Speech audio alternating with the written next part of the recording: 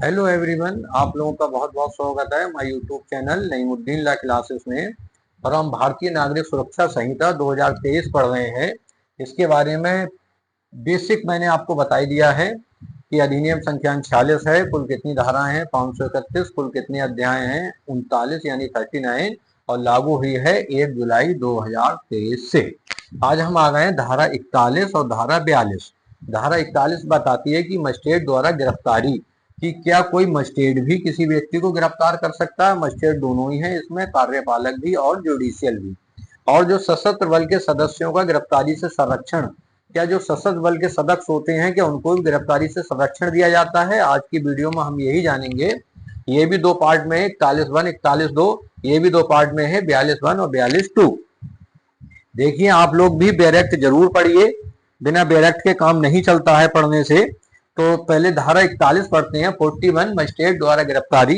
तो 41 क्या कहती है, मजिस्ट्रेट द्वारा गिरफ्तारी 41 और सब क्लॉज 1, जब कार्यपालक या न्यायिक मजिस्ट्रेट की उपस्थिति में उसकी स्थानीय अधिकारिता के भीतर कोई अपराध किया जाता है तब वह अपराधी को स्वयं गिरफ्तार कर सकता है या गिरफ्तार करने के लिए किसी व्यक्ति को आदेश दे सकता है। यानी दोनों ही मजिस्ट्रेट, कार्यपालक और जुडिशियल, और उनकी उपस्थिति में और उनकी स्थानीय अधिकारिता के भीतर यदि कोई व्यक्ति कोई अपराध किया जाता है तब वह अपराधी को स्वयं गिरफ्तार कर सकते हैं या गिरफ्तार करने के लिए किसी व्यक्ति को आदेश दे सकते हैं।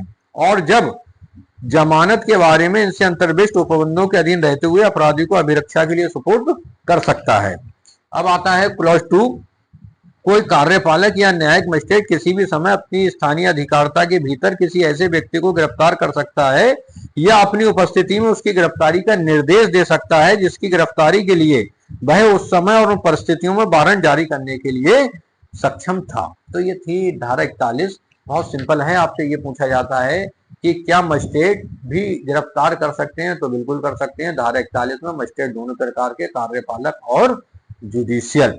सवाल ये उठता है कब गिरफ्तार कर सकते हैं, जब उनकी स्थानीय अधिकारी, उनकी उपस्थिति और उनकी स्थानीय अधिकारिता में कोई व्यक्ति अपराध करता है तो वह व्यक्ति स्वयं भी गिरफ्तार कर सकते हैं, गिरफ्तारी के लिए आदेश भी दे सकते हैं।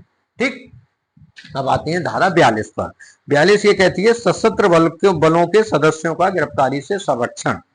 क्लॉज 1 है इसका, धारा 35, धारा 39 और धारा 41 तक की धाराओं में किसी बात के होते हुए भी संघ के सशस्त्र बलों का कोई भी सदस्य अपने पदीय कर्तव्यों का निर्वहन करने में अपने द्वारा की गई या की जाने के लिए तात्पर्य किसी बात के लिए तब तक गिरफ्तार नहीं किया जाएगा जब तक केंद्रीय सरकार की सहमति नहीं ले ली जाती है। यानी जब वह अपने पद पर कार्य कर रहा है तो उसे तभी गिरफ्तार किया जा सकता है जब केंद्र सरकार की सहमति ले ली जाती है, और तब जब वह मतलब केंद्र सरकार का व्यक्ति है, सशस्त्र बल होते ही हैं। क्लॉज 2 कहता है राज्य सरकार अधिसूचना द्वारा ऐसे निर्देश दे सकती है कि उसमें यथा निर्दिष्ट बल के ऐसे वर्ग या प्रवर्ग के सदस्यों को जिन्हें लोक व्यवस्था बनाए रखने का कार्यभार सौंपा गया है, जहां कहीं वे सेवा कर रहे हों, उपधारा 1 के उपबंध लागू होंगे और तब उस उपधारा के उपबंध इस प्रकार लागू होंगे मानो उसमें आने वाले केंद्रीय पद के स्थान पर राज्य सरकार पद रख लिया गया हो।